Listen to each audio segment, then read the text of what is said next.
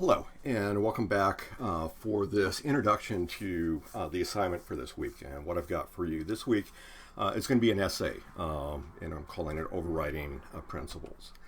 So basically what we're going to be thinking about, and what I want you to be thinking about is, what are the guiding principles that are kind of true to your life? What are those principles? What are those kind of foundational ideas that kind of form the basis for your perspective and the way that you kind of interact, the way you kind of respond to situations? And so the dictionary definition of guiding principles is that they're a fundamental truth or proposition that serves as kind of the foundation for a belief system. And we're going to be talking about that as we go through these different ethical models over the next couple of weeks within this course. But with this foundation, it gives you a basis for, determining your behavior, determining kind of your line of reasoning or your chain of reasoning as it's described here. And the nice thing about guiding principles, if you know what your principles are, and if you live according to your principles, like this Malay proverb over here, a tree with strong roots laughs at storms. If you know what your guiding principles are, and if you live according to your principles, then, it provides that framework for which you're going to make a decision about how you respond in a given situation, how you interact with other people. And ideally, we're going to live according to our principles, and we're going to be principled individuals. So one way to think about this, and I'm a little bit kind of old-fashioned, I guess, maybe if you want to think about this, is if you were to create a coat of arms, what would be down here, what would be within the scroll or the motto that would go along with you, would go along, probably not your family, but, what would be your coat of arms? What would be the motto associated with it? And so to give you some ideas about different types of principles, different types of values, again, I want to try to make this kind of real, kind of make this kind of relevant to you. And so taking a look at Arcadia University's Lived Values, and these are, the websites down here, and I'll post this on the Canvas site as well. What are those lived values? What are the values that are present and hopefully expressed by all members of the Arcadia community? Things like adaptability, to be able to respond to new situations, again, working from our principles. Excellence in terms of both academic excellence and excellence in the way that we're interacting with one another. Fearlessness. We need to be able to stand up according to our principles, stand up for what's right, and be able to, pursue things that may not necessarily be the easiest avenue as we go through life. Integrity. And again, this is, related to, how you act and interact with one another. We want individuals within our community to act with integrity, to be honest and ethical. Again, this term that we're going to be looking at as we go through this course, ethical. What does this mean? How do we interact with one another and act intellectually and responsibly with one another? Intellectual freedom, which we addressed a little bit, actually a lot of it, in that last assignment last week. But we need to be able to have a free exchange of ideas, to be able to critically think about what others are thinking about, the different perspectives that people bring to our community, and learn from that. Justice. We need to be able to be positive and contribute to better. Kind of a better society as we move forward, a society that kind of recognizes the strengths that each individual brings to us and celebrates them and provides them with fairness and equity. Respect. And again, this is a key concept that I really want to emphasize within this course. We need to respect one another. The diversity of experiences, the diversity of perspectives, the diversity of ideas that each of us brings to this course is important. Because again, as I keep emphasizing, this course is going to be incredibly boring. And I don't want it to be boring. But this course is going to be incredibly boring if everybody agrees with one another. There's a term, devil's advocate, and I'll play that occasionally if a situation is going on and everybody's agreeing, nobody's challenging the ideas. We need you to be able to be respectful, to listen to the ideas, to integrate the ideas, and think about how it implies it impacts on your perspective. How are you going to be responding to one another? And again, with respect, hopefully. And with this responsibility, we need to be responsible for our actions. We need to be responsible for what it is that we're doing. And, with this, it's put here as stewards of the Arcadia, but stewards of the mindset, stewards and good representatives of the Arcadia University community by going out and, living according to our values. Another example of this, Phi Kappa Phi, national, or actually International Honor Society, now over, I think, almost 125, almost 150 years now, almost at this point. Their motto is Philosophia Creatio Photon, which is let the love of learning rule humanity, which, makes sense if what you're talking about is going to be the motto of an academic honor society. So again, that, is a way to think about how this society is going to be expressing, how they're going to be living, what their principles are going to be. Another example, again, bringing this into kind of the neighborhood. You bring it into Pennsylvania because Arcadia is in Pennsylvania. Hopefully, a lot of us are here. But your state, if you're living out of state, are also going to have some type of motto, some type of coat of arms.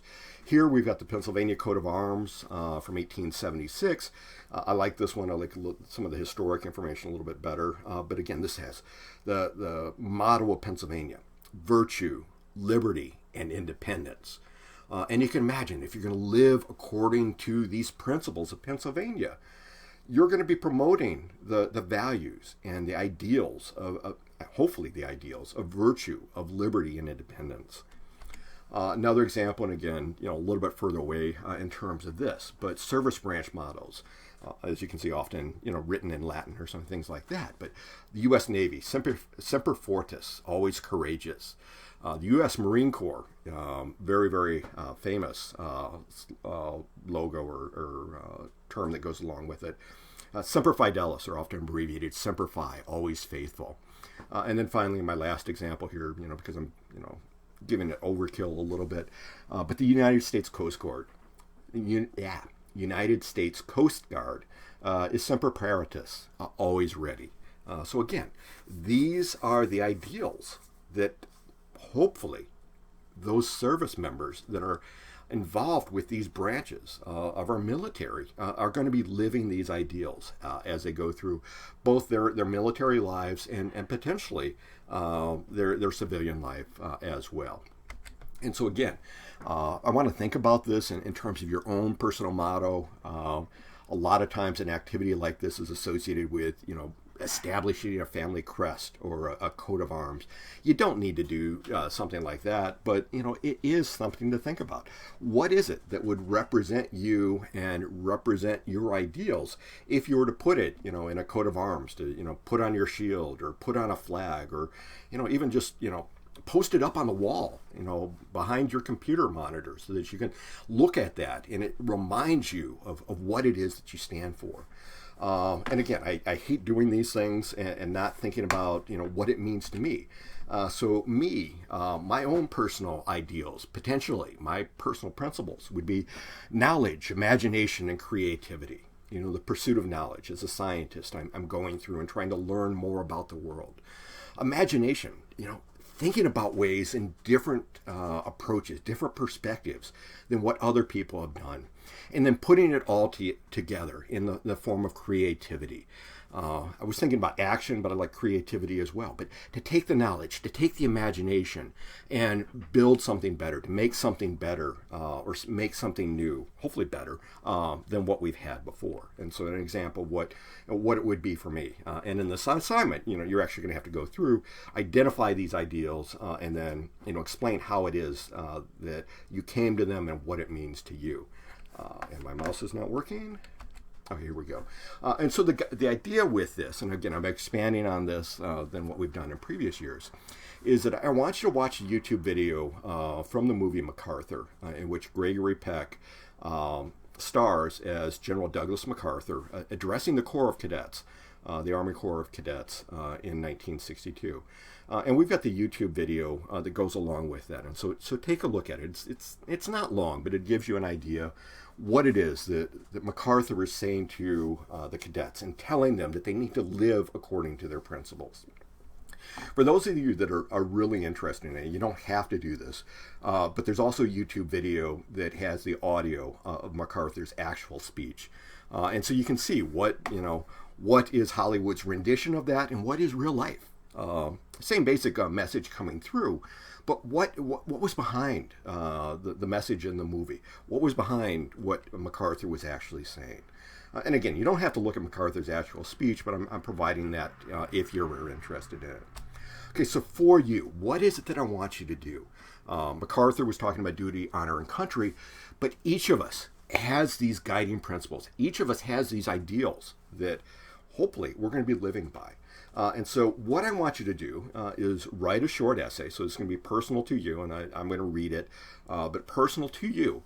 And again, no right or wrong answers. I'm not looking for you to validate my decisions or validate my principles.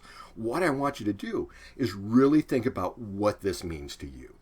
So think about what 3 principles are supreme in your life and can be used as a catchphrase or as a motto.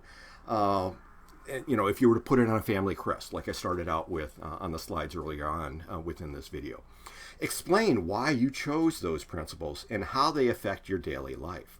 Do you just put them out there as something that, sounds good and, looks nice, want to post it behind your computer?